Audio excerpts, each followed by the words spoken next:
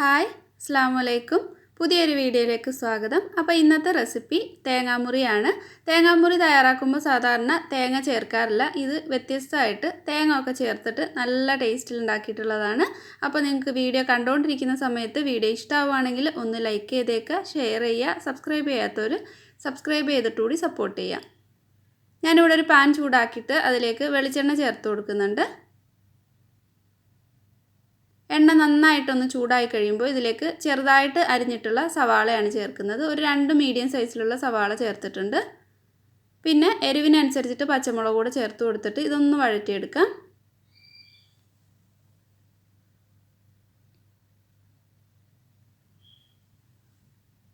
സവാള കൂടുതലായിട്ട് കടിക്കാനൊക്കെ ഇഷ്ടമാണെങ്കിൽ കുറച്ച് വലുതായിട്ട് കട്ട് ചെയ്താലും കുഴപ്പമില്ല. ഞാനിത് വളരെ ചെറുതായിട്ടാണ് കട്ട് ചെയ്തെടുത്തിട്ടുള്ളത്. അപ്പോൾ ഇത് വഴന്നു വരാൻ വേണ്ടിയിട്ട് കുറച്ച് മാത്രം ഉപ്പ് ചേർത്ത് കൊടുത്തിട്ട് ഇത് നന്നായിട്ടങ്ങ് വഴറ്റിയെടുക്കാം.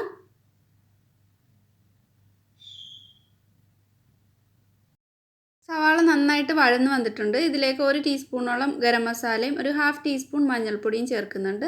എരിവ് അനുസരിച്ചിട്ട് മുളക് പൊടി ചേർക്കാം. ഞാനിവിടെ 1 ടീസ്പൂൺ മുളക് പൊടിയും 1 ടീസ്പൂൺ കുരുമുളകിൻ്റെ പൊടിയും ചേർക്കുന്നുണ്ട്. അപ്പോൾ നിങ്ങളുടെ എരിവ് അനുസരിച്ചിട്ട് ഇതിലേക്കുള്ള മുളക് പൊടിയും കുരുമുളകും അതുപോലെ പച്ചമുളകും ഒക്കെ അഡ്ജസ്റ്റ് ചെയ്യുക. 1 ടേബിൾ സ്പൂണോളം ഇഞ്ചി വെളുത്തുള്ളി പേസ്റ്റും ചേർത്തിട്ട് ഇതിൻ്റെയൊക്കെ പച്ചമണം മാറുന്നത് വരെ ഇത് നന്നായിട്ട് വഴറ്റിയെടുക്കാം.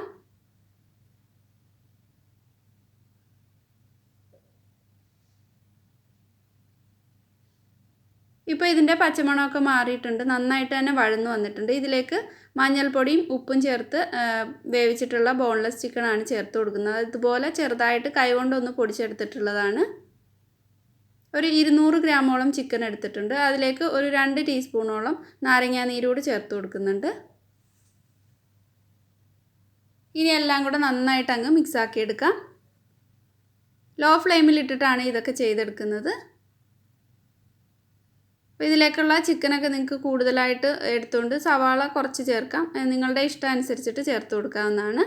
ഒരു 2 ഉരുളക്കിഴങ്ങ് വേവിച്ചിട്ട് ഇതുപോലെ ഉടച്ചെടുത്തിട്ടുണ്ട്. അതിൽ നിന്ന് ഒരു 1/4 ഭാഗത്തോളം ഇതിലേക്ക് ചേർത്ത് കൊടുക്കുന്നുണ്ട്.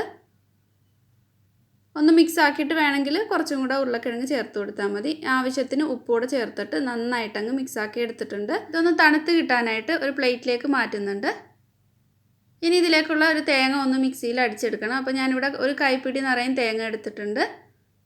അതിലേക്ക് ഒരു 2-3 ടേബിൾ സ്പൂൺ പുതിനയിലയും ഒരു 2 ടേബിൾ സ്പൂൺ മല്ലിയിലയും കുറച്ച് മാത്രം കറിവേപ്പില കൂടി ചേർക്കുന്നുണ്ട്.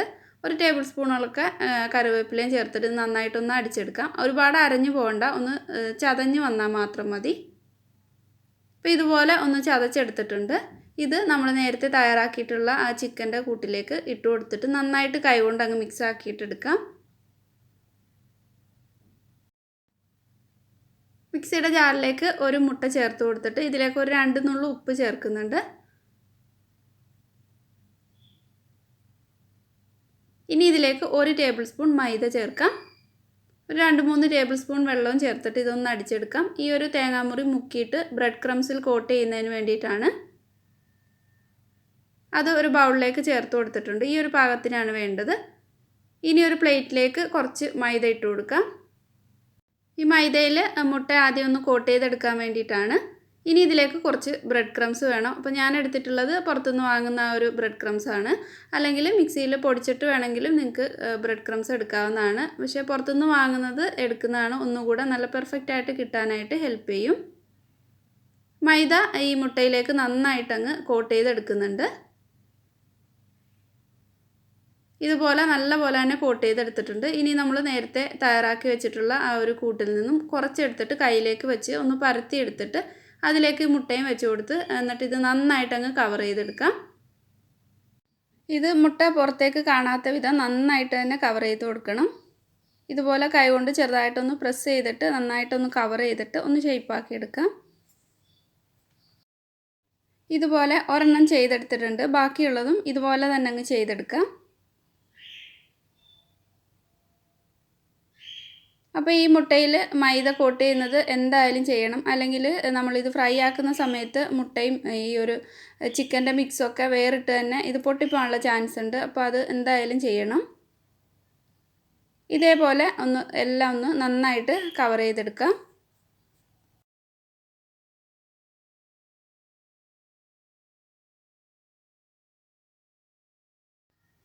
മുട്ടയൊക്കെ നന്നായിട്ട് കവർ ചെയ്തെടുത്തിട്ടുണ്ട്. നമ്മൾ നേരത്തെ തയ്യാറാക്കിയിട്ടുള്ള ആ മുട്ടയും മൈദയും കൂടെ അടിച്ചെടുത്തിട്ടുള്ളതിലേക്ക് ഇത് മുക്കിയെടുത്തിട്ട് ബ്രെഡ് ക്രംസ് കോട്ട് ചെയ്തെടുക്കാം. ഇതുപോലെ ഒരു തവണ കൂടി ചെയ്യണം. അങ്ങനെ 2 തവണ ചെയ്താൽ മാത്രമേ ഇതൊരു നല്ല ഷേപ്പിൽ നല്ല പെർഫെക്റ്റ് ആയിട്ട് ചെയ്തെടുക്കാൻ പറ്റൂ. കൈകൊണ്ട് ഇതുപോലെ ചെറുതായിട്ടൊന്ന് പ്രസ് ചെയ്ത് കൊടുക്കണം. എന്നിട്ട് വീണ്ടും ആ ഒരു ലിക്വിഡ് ആയിട്ടുള്ള ഇതിലേക്ക് ഇട്ടിട്ട് ഒന്ന് മുക്കിയെടുത്തിട്ട് ബ്രെഡ് ക്രംസ് കോട്ട് ചെയ്തെടുക്കാം. എല്ലായിടത്തേക്കും നന്നായിട്ട് തന്നെ ബ്രെഡ് ക്രംസ് കോട്ട് ചെയ്തെടുക്കണം. ഇതേപോലെ ചെയ്തെടുത്തിട്ടുണ്ട്. ബാക്കിയുള്ളതും ഇതുപോലെ തന്നെ അങ്ങ് ചെയ്തെടുക്കാം. നമ്മൾ വീട്ടിൽ പൊടിച്ചെടുക്കുന്ന ബ്രെഡ് ക്രംസിൽ ഇത്രയും ഒരു തരിയായിട്ട് കിട്ടില്ല. അപ്പോൾ അതുകൊണ്ടാണ് നല്ല പെർഫെക്റ്റ് ആയിട്ട് കിട്ടാൻ വേണ്ടിയിട്ട് പുറത്തുനിന്നുള്ള ഒരു ബ്രെഡ് ക്രംസ് വാങ്ങിക്കുന്നതായിരിക്കും ഒന്നുകൂടെ നല്ലത്. ഇതുപോലെ കൈകൊണ്ട് ഒന്ന് ചെറുതായിട്ട് പ്രസ് ചെയ്ത് കൊടുത്തിട്ട് ഇത് 2 തവണ കോട്ട് ചെയ്തിട്ട് മാറ്റി വയ്ക്കാം. ഇതിങ്ങനെ നിങ്ങൾക്ക് ചെയ്തിട്ട് രാവിലെയൊക്കെ ചെയ്ത് വെച്ച് കഴിഞ്ഞാൽ നോമ്പ് തുറക്കുന്ന ആ നേരമാകുമ്പോൾ അല്ലെങ്കിൽ നമുക്ക് എപ്പോഴാണ് കഴിക്കാൻ വേണ്ടതെന്ന് വെച്ചാൽ ആ സമയത്ത് ഇതുപോലെ ചെയ്തെടുക്കാൻ പറ്റും. അപ്പോൾ ഇതെല്ലാം ചെയ്തെടുത്തിട്ടുണ്ട്. ഇനി ഇത് ഫ്രൈ ആക്കി എടുക്കാം. ഒരു കുഴിയുള്ള ഏതെങ്കിലും പാത്രത്തിലേക്ക് ഈ ഓയിൽ ഒഴിച്ചിട്ട് ഫ്രൈ ആക്കുന്നതായിരിക്കും നല്ലത്. അപ്പോൾ ഇത് കുറച്ചൊന്ന് മുങ്ങി കിടന്നിട്ട് ഫ്രൈ ആക്കി എടുക്കാൻ പറ്റും. എന്നിട്ട് ഇതുപോലെ അതിൻ്റെ മുകളിലേക്കൊക്കെ എണ്ണ ഒഴിച്ചു കൊടുത്തിട്ട് തന്നെ ഇത് തിരിച്ചു മറിച്ചു വിട്ടിട്ട് ഫ്രൈ ആക്കി എടുക്കണം. അല്ലെങ്കിൽ എണ്ണ മുങ്ങാതെ കിടക്കുന്ന ഭാഗം സൈഡൊക്കെ പൊട്ടിപ്പോകാനുള്ള ചാൻസ് ഉണ്ട്. ആദ്യം ഞാൻ ചെയ്തത് വേറെ അപ്പുറത്ത് അരിപ്പത്തിരി ഉണ്ടാക്കുന്ന തിരക്കിൽ ഇത് ഞാൻ തിരിച്ചിട്ട് കൊടുക്കാത്തത് കൊണ്ട് ചെറുതായിട്ടൊന്ന് സൈഡ് പൊട്ടിയിട്ടുണ്ട്.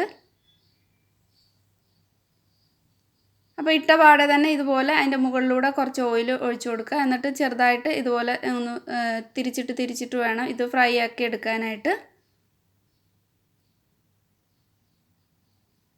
ഈ മുകൾ ഭാഗം ഓയിലാവാത്ത ഭാഗം സൈഡിൽ നിന്ന് പൊട്ടാൻ തുടങ്ങും. അതുകൊണ്ട് ഇതുപോലെ ഇടയ്ക്കിടയ്ക്ക് തിരിച്ചിട്ട് കൊടുക്കണം. അതുപോലെ ഇതിൻ്റെ മുകളിലേക്ക് ഓയിൽ ഒഴിച്ചു കൊടുക്കണം. ആ ചൂടോടെ തന്നെ ഓയിൽ ഒഴിച്ചു കൊടുക്കുമ്പോൾ ഇത് പെട്ടെന്ന് തന്നെ അങ്ങ് ഫ്രൈ ആയി കിട്ടും.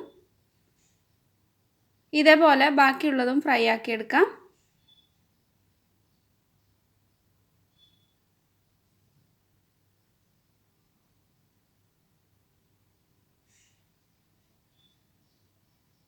ഒരു നല്ലൊരു ഗോൾഡൻ ബ്രൗൺ കളർ ആകുമ്പോൾ എണ്ണയിൽ നിന്നും കോരി മാറ്റാം.